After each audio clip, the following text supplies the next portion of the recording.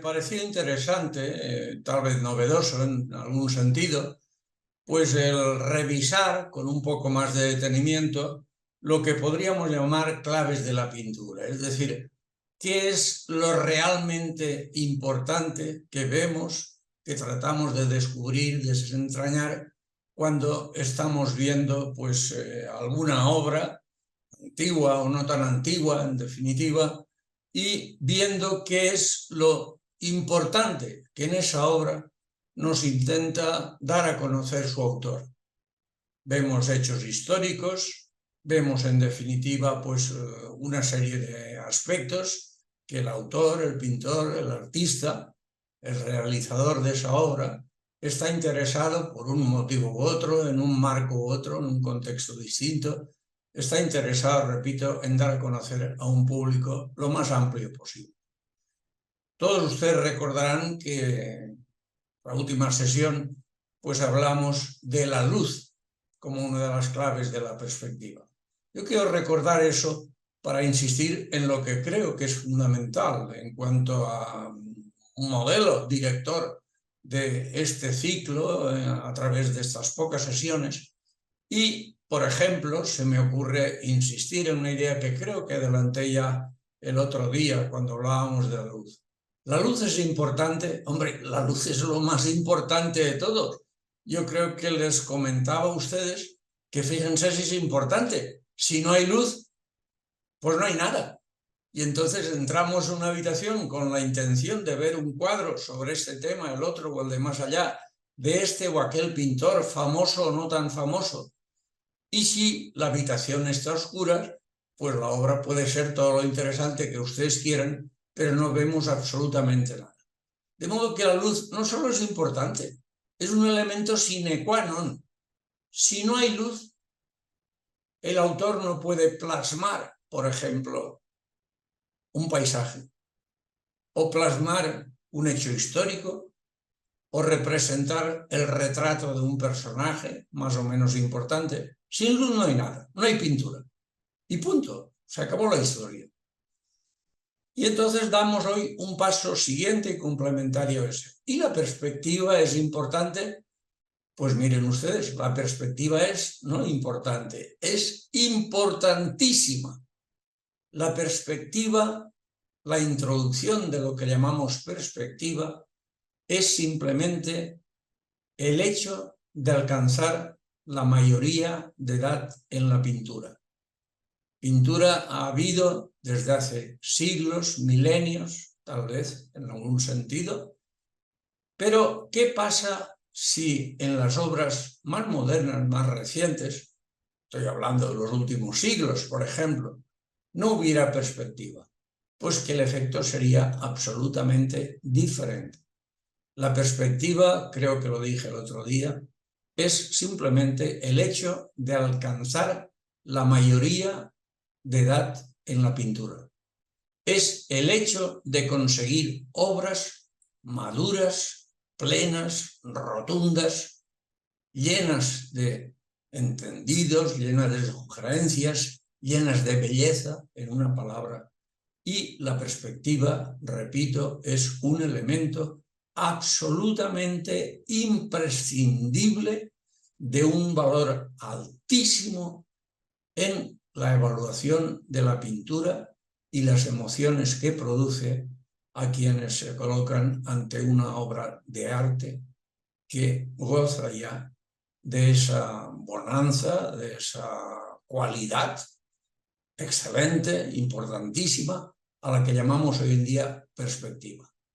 Es la búsqueda de la perspectiva, una búsqueda de los valores más firmes, más sólidos de la pintura, alcanzando, como decía antes, su mayoría de edad después de siglos de ensayos, de discusiones, de hallazgos, de pruebas por parte de los grandes maestros pintores de toda la historia de esta arte. Veamos, por ejemplo, un caso en ese sentido. Vean ustedes esta obra, una obra preciosa, atractiva, sin duda alguna, que representa una natividad. Es un autor anónimo, no sabemos ni siquiera su nombre, y esta obra fue pintada pues allá por el siglo XIII, mediados, finales del siglo XIII, en Cataluña, en nuestro país. Y entonces, bueno, pues ahí tienen ustedes una natividad. Vean ustedes a la Virgen, para que no haya ni la más mínima duda por parte de nadie, vemos escrito su nombre, María, en ese halo que entorna su cabeza.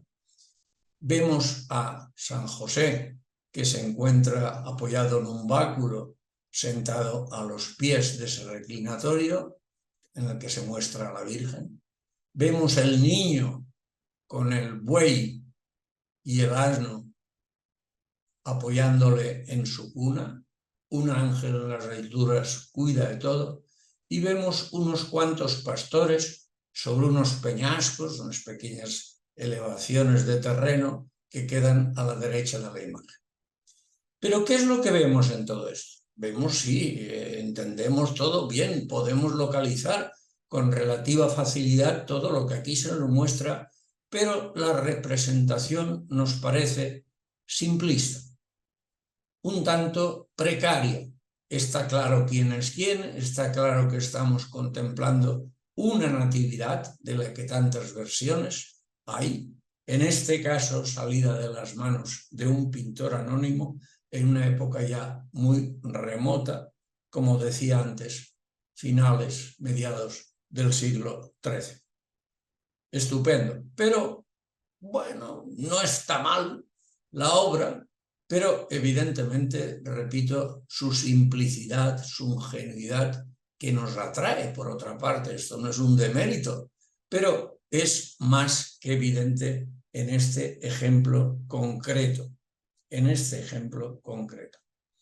Se trata de un frontal de altar en una iglesia en la provincia de Lérida, obra tal cual la estamos contemplando aquí, que se conserva actualmente en el Museo Nacional de Arte de Cataluña, en Montjuïc, en Barcelona. Veamos otra obra, demos un paso y avancemos un poco. Es poco todavía, sí, soy consciente de eso, pero verdaderamente vale la pena el remarcar las diferencias como lo anterior. Se trata de una obra también ingenua, simple, igualmente representando una natividad. Vean ustedes los diferentes elementos que aparecen ahí. La Virgen y el niño aparecen al centro, San José a la izquierda, en la parte inferior, unos ángeles en la parte superior, pastores, algún que otro animal rodeando todo este espacio. Y se trata ya también de ese finales del siglo XIII. El autor, en este caso sí sabemos quién es, Guido da Siena. Es un autor poco conocido para el gran público, pero un autor importante dentro de lo que llamamos Escuela de Pintura de Siena.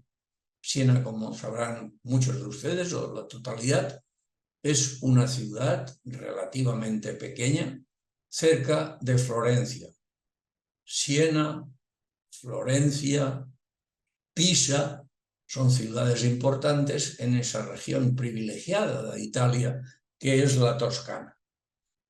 Esta obra se encuentra, evidentemente, los avances de tipo técnico y de efectividad pictórica respecto a la obra anterior son más que notables, no necesito insistir demasiado. Y esta, que les muestro ahora, se encuentra conservada en el Museo del Louvre en París, como una obra importante de la Escuela de Siena, que es una de las escuelas más fructíferas, de más alta calidad en toda esa zona de la península italiana. Y demos otro paso más, aquí está, y vemos en este caso también una natividad, en particular aludiendo a la visita de los Reyes Magos, la adoración de los Reyes Magos. Bueno, de nuevo una escena próxima a la Natividad, de la que tan cercanos estamos en estos momentos, en la que vemos pues, la Virgen, San José, el niño, un ángel en la parte de la derecha y una serie de personajes. Son los Reyes Magos y su séquito, animales, criados, sirvientes, que se ponen de rodillas ante el niño y que le ofrecen, evidentemente, su salutación. Hombre, alguna diferencia respecto a las anteriores sí que hay. En la anterior, vean ustedes, esto que hemos visto aquí es una obra importante, de alta calidad, obviamente, pero muy primaria desde el punto de vista estilístico. La que ahora estamos viendo, la obra de, en este caso, Berlinguieri, otro gran pintor italiano en esta zona que hemos indicado, pues obra que se encuentra actualmente, es una obra al temple, bien acabada desde un punto de vista técnico y se conserva en la actualidad simplemente en el Metropolitan Museum de New York. Y sin duda alguna, a todos quienes contemplamos estas tres primeras obras, advertimos grandes diferencias en ellas. No hay ninguna duda, espero para nadie de los que me estará acompañando esta tarde en esta contemplación, que reconocerán que la más avanzada, la con mayores detalles, es esta. Por ejemplo, esto está pintado sobre tabla de madera y por lo tanto, pues lo que vemos es el resultado de esa pintura que se hizo hace muchos siglos, en este caso concreto, principios del siglo XIV. Está pintada, repito, sobre una tabla plana, pero atención, el niño Jesús está más atrás en el espacio, digámoslo así, que los tres reyes que se encuentran entre ellos. Y evidentemente delante, físicamente hablando, de la Virgen y San José que se encuentran detrás.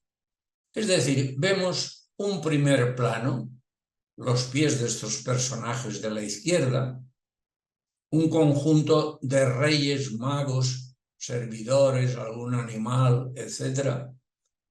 Después el niño Jesús y más detrás la Virgen y San José. Todo ello cubierto o medio cubierto por, bueno, cobertizo, simplemente pues unos tablones, un tejadillo, lo que ustedes quieran, bajo el cual se resguardan los anteriores personajes. Y detrás de ellos, mire usted, pues una montaña, veo ahí grande, y más atrás, pues simplemente un cielo, un paisaje, un atisbo de paisaje. Oiga, y todo esto no refleja una profundidad en la tridimensionalidad de esa escena. No refleja el hecho de que pese a estar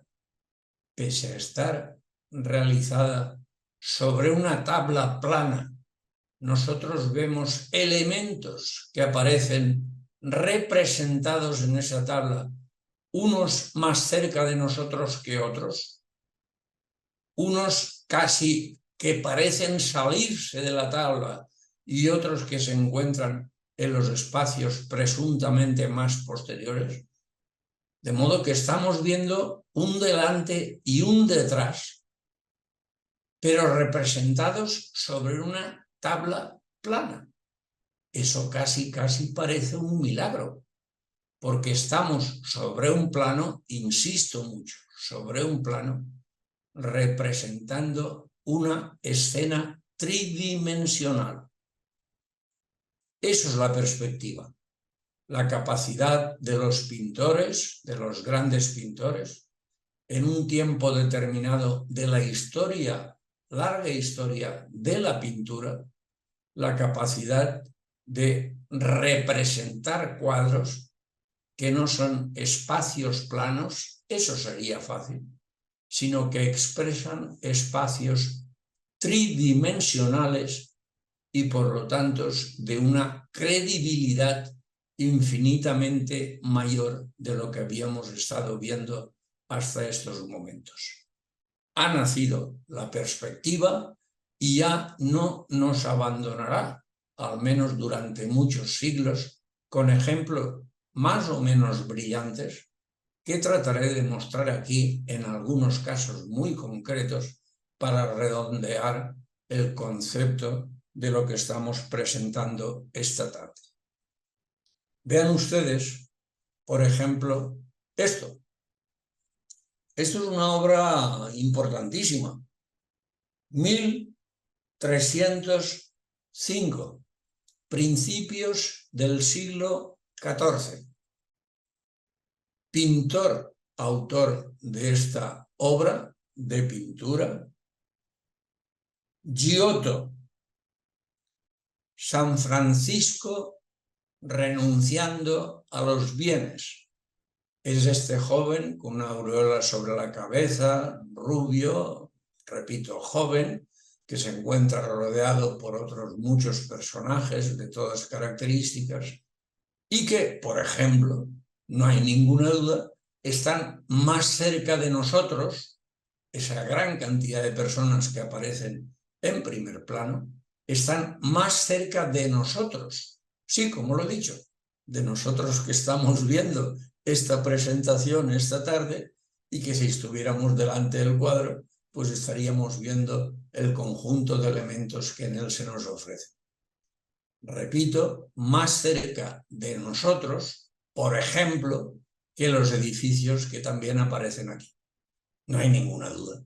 Las personas están, insisto, más cerca de nosotros y más lejos de nosotros están los edificios.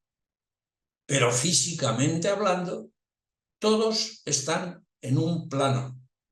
Ejemplo brillantísimo, ejemplo primero, ejemplo de los más antiguos en la historia de la pintura, en el que se nos muestra una imagen en perspectiva, con relieve, tridimensional. No es un plano, no, de eso nada. Físicamente sí es un plano, pero desde el punto de vista conceptual, desde el punto de vista de nuestra interpretación de lo que estamos viendo ante nosotros, de plano nada. Es tridimensional como cualquier otra cosa que veamos en el universo. En consecuencia, atención, porque aquí tenemos un inicio y un inicio de una tremenda importancia con el que es principal aportador de este avance de interés absolutamente vital, que es la perspectiva. Giotto, el grandísimo pintor italiano que abrió las puertas a una época nueva y a, digámoslo así, y a la pintura moderna.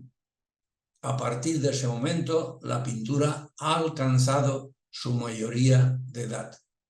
La credibilidad de que nos ofrecen las pinturas, entre ellos renuncia a los bienes de San Francisco de Asís, la credibilidad de estas imágenes gracias al descubrimiento, le voy a llamar así porque eso fue de hecho un descubrimiento de la pintura, basada en leyes físicas, en leyes matemáticas, basada en la ciencia.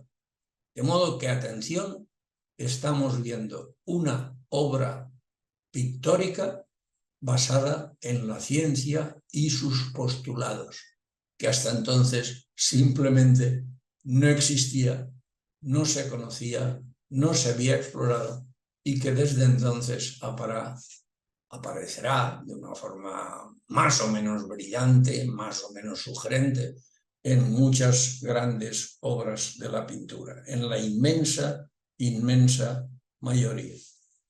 Sigamos adelante. Curiosa obra pictórica de un gran e importante autor, Simone Martini. Estamos también en el siglo XIV y hacia finales. Simone Martini, el retablo de San Agustín. Ven usted, San Agustín aquí en la izquierda. Se le ha caído un niño desde el balcón a la calle y San Agustín vuela por los aires milagrosamente para salvar la vida del niño. Hasta ahí la historieta. Más personajes por aquí y por allá, la mujer en el balcón, asomada, viendo el episodio. Bajo algunos vecinos, niños, personas, hombres, mujeres, y rodeando todo, creando un espacio para introducir esa historia de una forma coherente y digna, edificios, aquí, aquí y allá. Todo ello pintado sobre un plano, una vez más, una tabla de madera, pero con esquinas. Hay uno por aquí, hay uno por allá, uno que está más en primer plano, el otro más en segundo o tercer plano.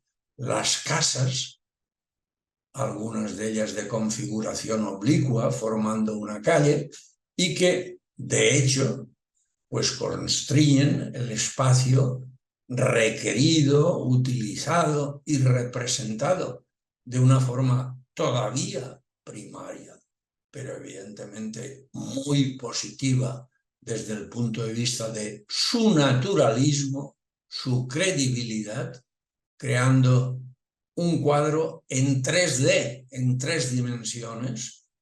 Esto lo consigue perfectamente bien Simone Martini como aportación personal a estos primeros avances del factor perspectiva. Veamos otra obra, Ambrogio Florentini. Ahí lo tienen. Oiga, esto es una maravilla.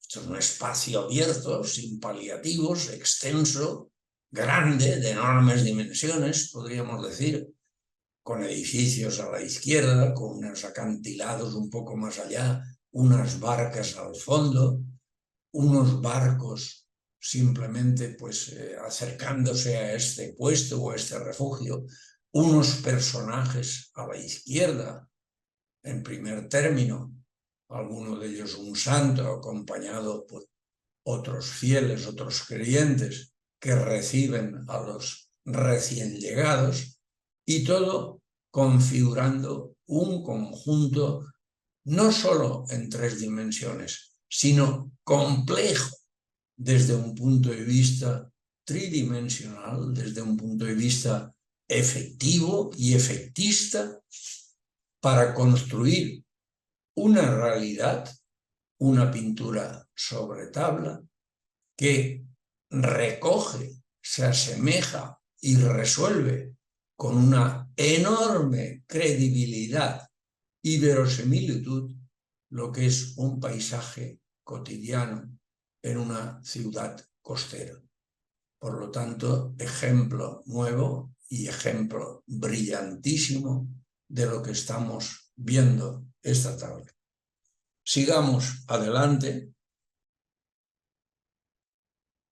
con otro ejemplo muy diferente.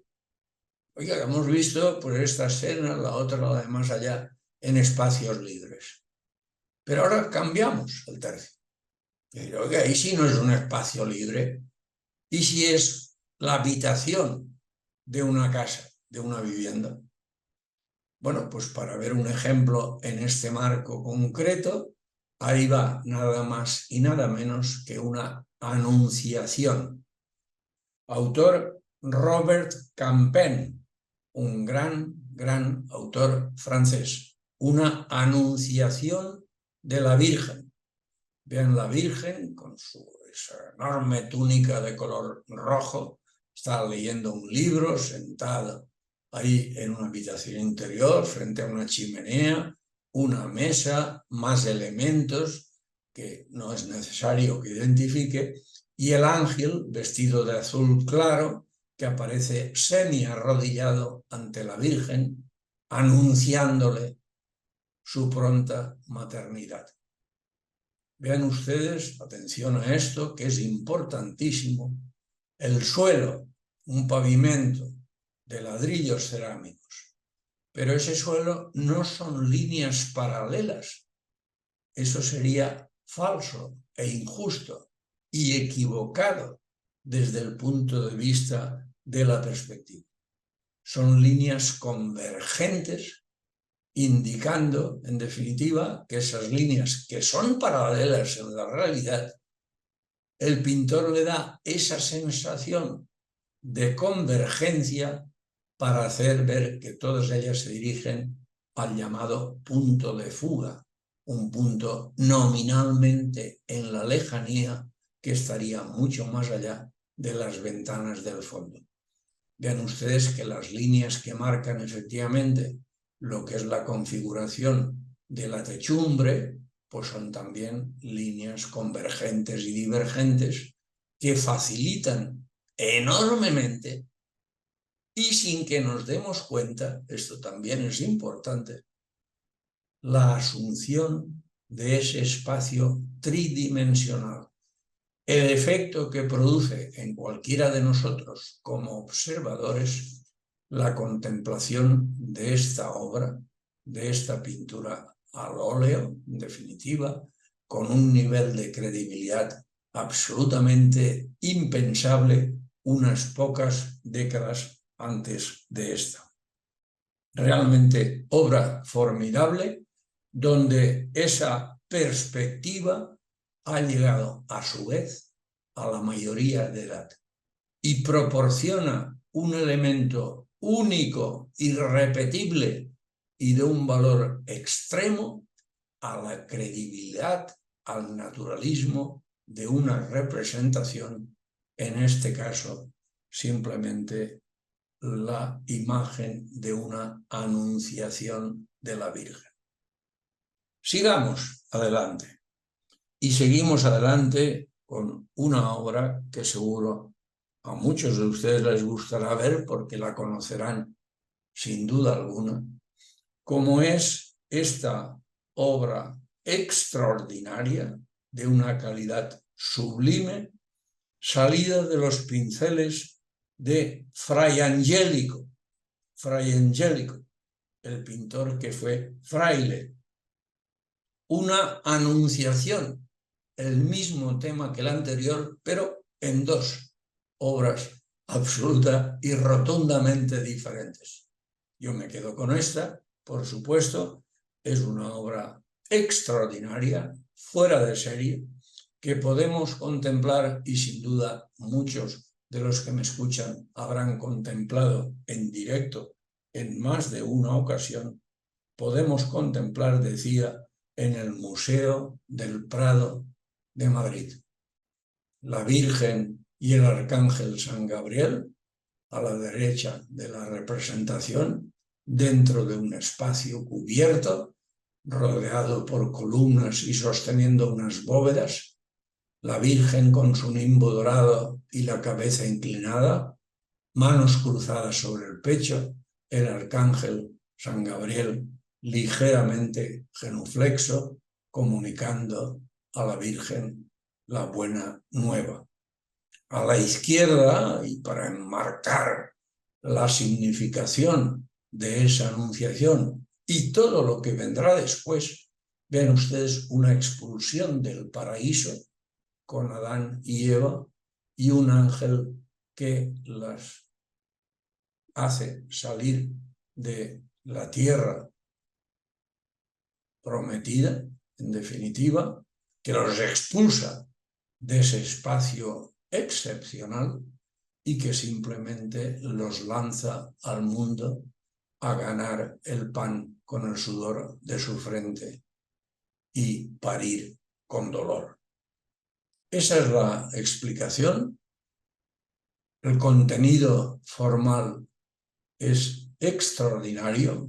Yo no me resisto a hacerles ver que la arquitectura que estamos contemplando ahí no es una arquitectura cualquiera, no es una arquitectura medieval, es una arquitectura renacentista caracterizada por esas columnas, esos capiteles, esos arcos de medio punto tan peculiares, de los que tan buenos ejemplos tenemos también en estas tierras. Sigamos adelante y veamos una obra maestra de todos los tiempos, de uno de los grandes autores de la pintura del siglo XV, Jan van Eyck, el gran pintor de los Países Bajos, Bélgica, Holanda, en esa zona, que se presenta aquí bajo el título de La Virgen del Canciller Rollin, la Virgen del Canciller Rollin. A la derecha, la Virgen María con el niño sentado en sus rodillas. Los nimbos dorados han desaparecido ya, porque obviamente son superadas por las nuevas tendencias. Lleva un ángel custodiándola y coronándola a un tiempo en la parte de la derecha. El canciller Rollin es un personaje histórico que vivió en aquellas tierras, que mandó en aquellas tierras, hasta llegar a posiciones, obviamente, pues, un tanto discutibles, de platicar con la Virgen de igual a igual, en definitiva, en alguno de los palacios que ocupaba. Virgen María con el niño, canciller Rollin a la izquierda, personaje histórico, real, vivo, que el pintor plasmó con una maestría realmente importante. Una ojeada al pavimento de una tremenda calidad y respetando escrupulosamente los dictados de la perspectiva, que se ven tremendamente reforzados en este caso por la muestra de un paisaje al fondo como referencia lejana. En ese paisaje al fondo, visto a través de esas columnas, esos arcos de medio punto, vemos esto que acabo de decir, un paisaje completo, con un puentecillo, una ciudad, unas montañas lejanas, un río, algún barco navegando por ese río, es decir, con elementos de credibilidad y que nadie duda al ver esta imagen, están mucho más lejos que la balconada y muchísimo más lejos que los personajes frontales que muestra esta misma obra. Con lo cual hay un delante y un detrás absolutamente rotundo, absolutamente contundente y que confiere un punto y final indiscutible a lo que es la credibilidad, en definitiva, lo que es la situación de verosimilitud de imágenes a todos los muchos elementos, imágenes, que más lejos, más cerca, más alto o más bajo, aparecen mezclados de una manera sabia en esta obra al óleo, pintura al óleo. Hemos llegado también en la técnica a la mayoría de edad de una de las grandes obras, de los grandes elementos de la pintura universal en una época siglo XV, absolutamente de mayoría de edad, sin paliativos en los avances de estas representaciones artísticas. Sigamos adelante, porque otra obra muy diferente a la anterior, de una belleza que nos deja sin habla, de un autor, el mismo que el anterior, Jan van Eyck.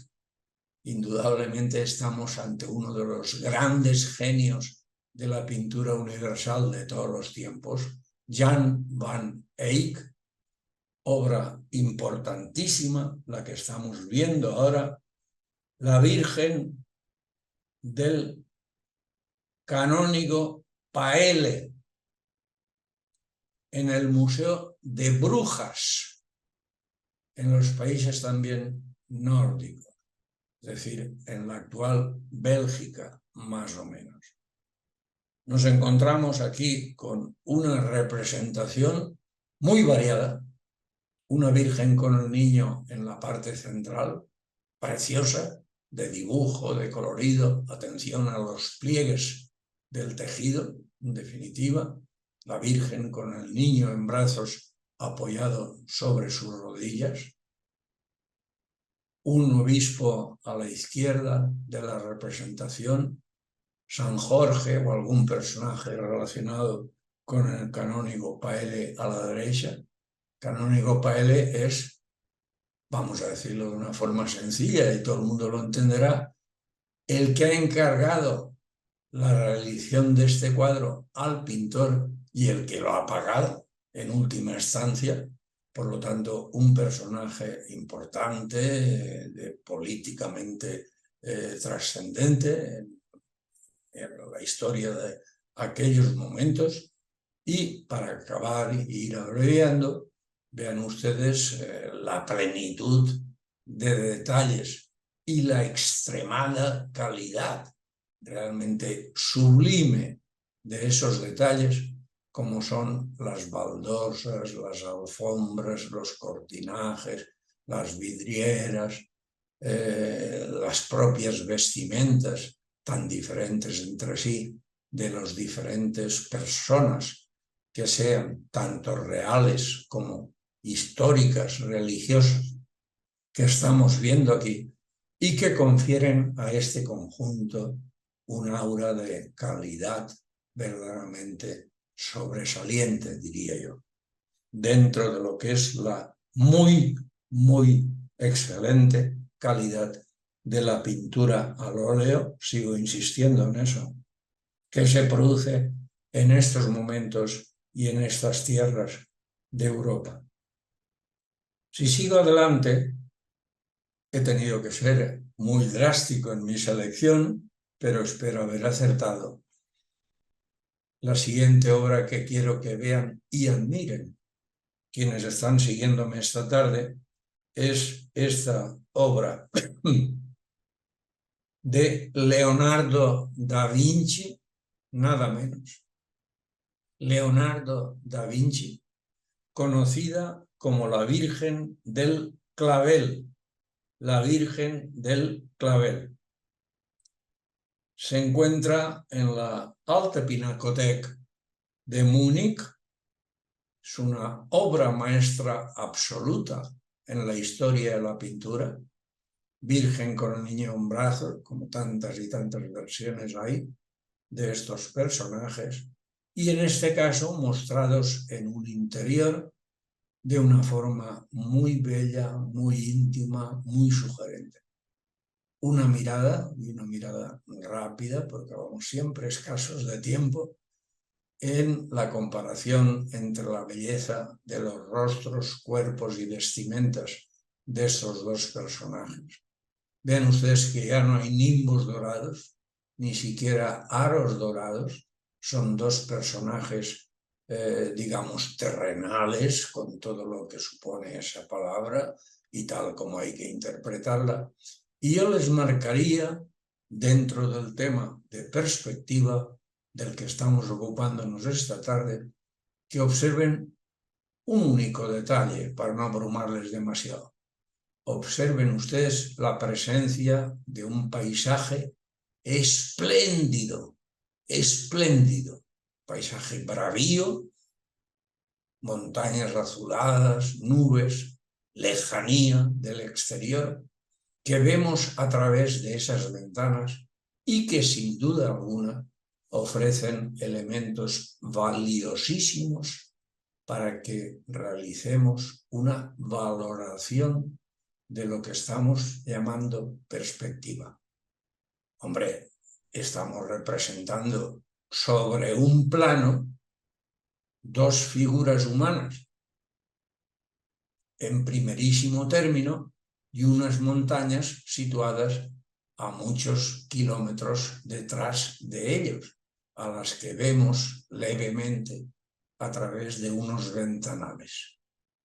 La sensación de profundidad, la sensación de perspectiva, la sensación de credibilidad de imágenes está más que garantizada en esta obra y nos subraya y demuestra, si es que hacía falta, la extremada valía de ese genio de la pintura de todos los tiempos que es Leonardo da Vinci.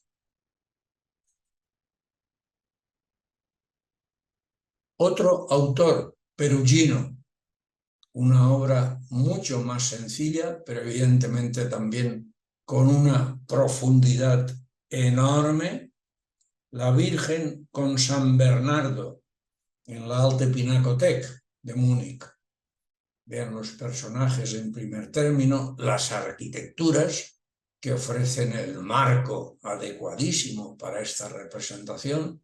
La Virgen habla con San Bernardo, el monje, y en la lejanía, una vez más, un paisaje más o menos difuminado, neutro, pero aportando toda esa enorme credibilidad pictórica a la representación conseguida por este gran pintor que fue Perugino.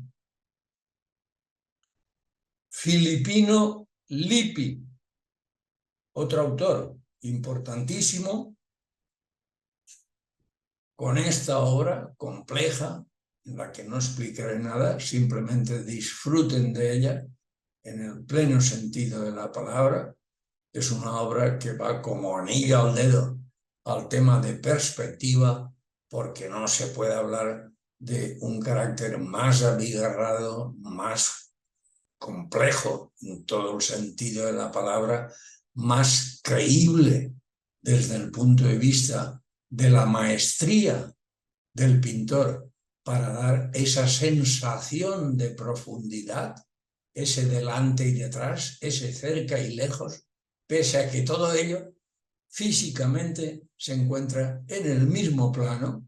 Cuidado, son montañas azuladas que asoman por la izquierda al fondo, esas nubes sobre un cielo bastante despejado, árboles, rocas, otras muchas personas aquí y allá, en esta obra formidable de Filippino Lippi. Filippino Lippi, obra que se encuentra, como tantas otras obras maestras, en la Galería de los Uffizi en Florencia. Sigamos adelante mostrándoles este autorretrato de Alberto Durero, formidable, para mí el mejor de este pintor, de los varios que realizó a lo largo de su vida. De nuevo, atención al truco, voy a llamarlo así, de esa ventana que abre el espacio interior a un espacio exterior prácticamente ilimitado.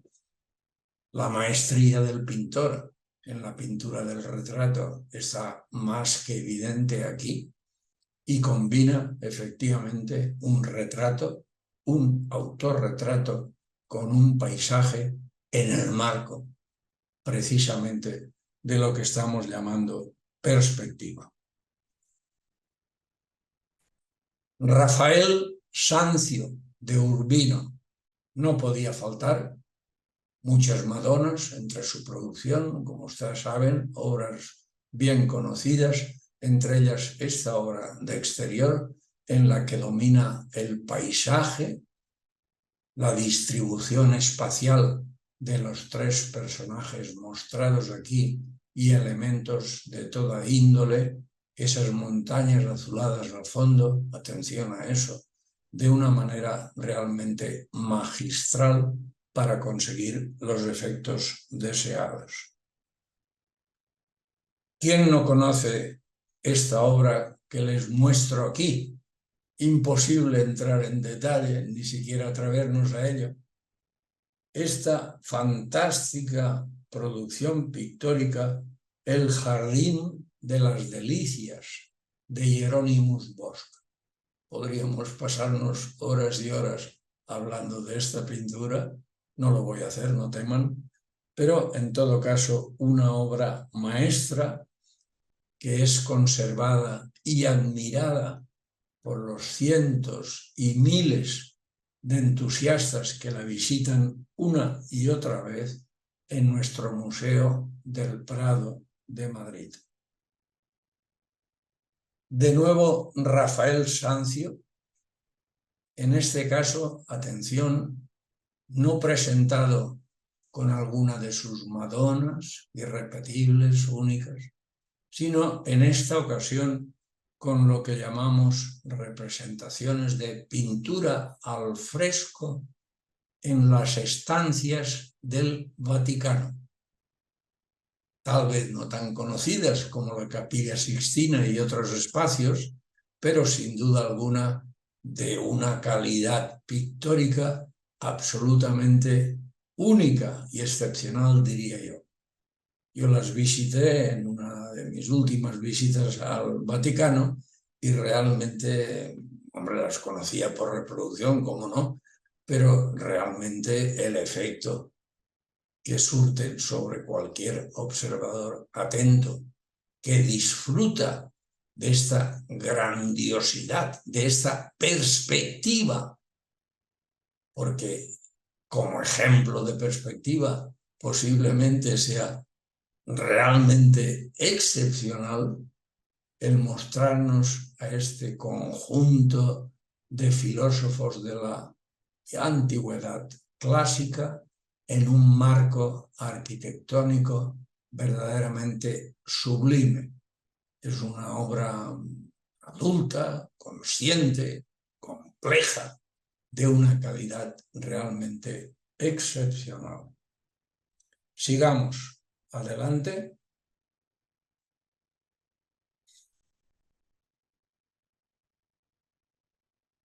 Con una obra igualmente compleja desde el punto de vista temático. Se trata de una ofrenda a Venus en el Museo del Prado. No es una de sus obras más conocidas, Tiziano Vecellio, pero sin duda alguna ofrece al espectador una serie de emociones, contrastes y bien hacer artístico que nos deja realmente subyugados. Barramos un poco para casa. He querido mostrarles una obra única, excepcional, que nos podría llevar horas de descripción, no lo voy a hacer, pero este es un ejemplo, una muestra privilegiada, diría yo, de Juan de Juanes, nuestro gran pintor del Renacimiento, con una producción importantísima, Museo de Bellas Artes, Catedral de Valencia, en muchas iglesias, y realmente en este caso con un título un poco largo, Las bodas místicas del venerable Agnesio, junto a la Virgen, el Niño Jesús, San Juan Bautista, el Evangelista, los santos inocentes. Tenemos a Santa Inés con un corderillo entre sus brazos y al venerable Agnesio, que es un personaje vivo, real, existente, un cargo, digamos, importante, por otro lado, en la Catedral de Valencia y que fue plasmado en esta obra única, excepcional, en el siglo XVI por nuestro Juan de Juanes. Es una obra que vale la pena, de verdad, si no lo han hecho aún, que la contemplen con detenimiento y que admiren los contrastes entre los personajes representados y ese paisaje sublime que también complementa los efectos de perspectiva, insisto, de que hace gala privilegiada esta obra maestra de nuestro gran pintor. Sigamos adelante y lo hacemos en este caso con una obra de el Veronese, Paolo Veronese, Las bodas de Caná. De nuevo, un espacio enorme, arquitecturas, personajes, distintos niveles, delante, detrás, arriba y abajo, etc., en una obra abigarrada, tal vez en exceso, pero que sin duda alguna es una representación de una calidad realmente excepcional de este gran pintor del siglo XVI. Si seguimos adelante, cómo no, un recuerdo también a nuestro Dominicus Theotokopoulos, el Greco, la expulsión de los mercaderes del templo. Vean de nuevo, empezando por el pavimento, si quieren, aquí se ve una vez más con una claridad enorme.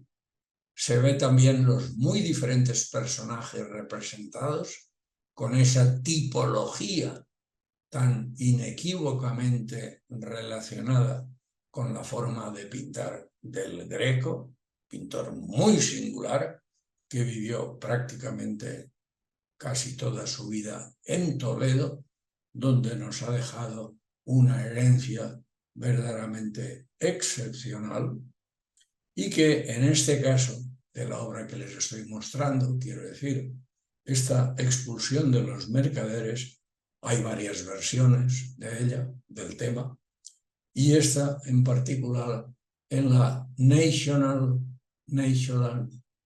Gallery de London. Los que conozcan aquella ciudad y sus entornos culturales, sin duda alguna, localizarán este enorme, formidable museo como la referencia sine qua non de Trafalgar Square en el corazón de Londres. Claro, hay pintores que no necesitan presentación y uno de ellos sin duda es nuestro Diego Velázquez. Aquí tienen al Conde Duque de Olivares, Museo del Prado, por ejemplo, en otra muestra realmente muy notable de la extrema calidad de nuestro pintor en el arte, difícil arte siempre, del retrato, y que en este caso me sirve para insistir una vez más en las variantes, las formas, la riqueza expositiva de lo que son obras con una perspectiva excepcional. Sigo adelante. Otro grande, muy diferente al anterior, por supuesto, Pedro Pablo Rubens. Pedro Pablo Rubens. La matanza de los inocentes en el Museo de Múnich, en Alemania. Y de nuevo, pues con esas muchas variables y elementos de los que disfrutar y favorecernos al tratar de explicar qué es la perspectiva, cuáles son sus objetivos y sobre todo estamos viendo cuáles son sus efectos en una serie de obras emblemáticas. Jordaens, un pintor no tan conocido como los anteriores, pero sin duda alguna un gran pintor en esta obra de interior, caracterizada por una luz excepcional, de gran maestro, sin duda alguna, en un espacio interior y que también es una buena muestra del tratamiento de la perspectiva, repito, en un espacio de menores dimensiones que la mayoría de los anteriores. Claro, lo mismo podríamos decir, si quieren ustedes, a un nivel bastante más modesto, de esta obra preciosa, muy conocida, de Francisco de Goya, El baño de Manzanares, conservada en el Museo del Prado y que ofrece, una vez más, los efectos de esa perspectiva en un espacio abierto, gran iluminado y no demasiado poblado, digamos, por personajes vivos de la época. Si sigo adelante, ¿por qué no? Demos un salto en el tiempo, no demasiado por otra parte, para presentarles esta obra de Jean-François Millet, Ángelus, una sola palabra para título de esta obra. Una pareja de campesinos más que modestos, con sus aperos de trabajo, una ciudad al fondo, un campo bastante yermo, una luz tamizada de lo que son las primeras horas de la mañana y una belleza general de este lienzo verdaderamente indescriptible. Una obra maestra, sin duda alguna, dentro de una pintura intimista y que llega a lo más profundo de nuestro entendimiento. También me parece importante mostrarles en un sentido muy diferente al anterior esta obra muy conocida del gran Claude Monet. Estamos en tiempos del impresionismo y que en este caso responde al título de Granillier y que se puede contemplar en la actualidad en el Metropolitan de New York. Es una obra preciosa, es una obra emblemática por muchos sentidos, dentro del movimiento impresionista que tanto éxito y difusión al mismo tiempo a nivel mundial alcanzó en ese finales del siglo XIX, principios del XX. Muy diferente a todo esto, ¿por qué no? Una obra dentro de lo que podíamos llamar pintura más moderna, al menos que todo lo anterior, de Vasily Kandinsky. Estamos ya en la modernidad, estamos en los primeros años del siglo XX. Vasily Kandinsky, calle de Murnau, en el Museo de Dallas, en Estados Unidos. Colores vivos, brillantes, con unos contrastes verdaderamente generosos. Y aquí, una vez más, la presencia de esa perspectiva de la que estamos hablando esta tarde en un espacio urbano bastante reducido. Claro, figuras hemos visto muchas y en muchas disposiciones, pero también en el marco de esa perspectiva, ¿por qué no? Ahí tienen una muy singular, de Lucien Freud, nieto del filósofo, del médico. Ahí lo tienen ustedes, Lucien Freud, mujer con un perro blanco, para también recrearnos en la contemplación de esa perspectiva en unos términos muy modestos. Un interior, el retrato de una mujer y un perro que está tumbado a sus pies. Vean todos esos tres elementos, acompañados del diván, de una cortina, etcétera, de algún elemento de estas características, que crea un espacio de pequeña dimensión, aparentemente con pocas aspiraciones, pero con una verosimilitud visual realmente insuperable.